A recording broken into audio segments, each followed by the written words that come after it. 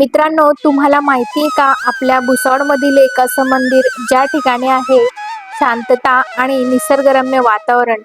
चला तर मग आपण बघूया हे मंदिर कोठे आहे आणि ते मंदिर कोणते आहे. हे मंदिर म्हणजे आपल्या भुसावळमधील पानाचे कुर्हे या गावाजवळ असलेले चौरंगीनाथ महाराज यांचे मंदिर.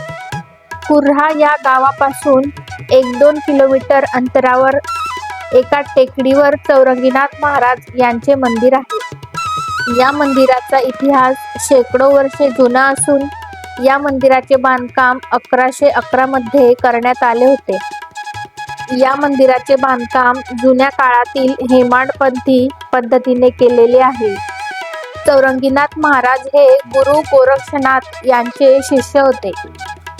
या मंदिराचे विशेष महत्त्व म्हणजे नवस फेडण्यासाठी भाविक या ठिकाणी मोठ्या संख्येने गर्दी करतात.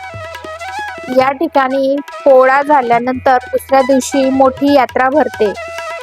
या दिवशी भाविक मोठ्या संख्येने या मंदिरात दर्शनासाठी येत असतात. तसेच या मंदिरात भाकरी आणि चटणीचा नैवेद्य दाखवण्याची विशेष परंपरा आहे. हे मंदिर एका उंच टेकडीवर असल्यामुळे पर्यटकांसाठी एक आकर्षणाचे केंद्रबिंदू मानले जाते. या ठिकाणी पर्यटक मोठ्या संख्येने पावसाळ्यात येत असतात.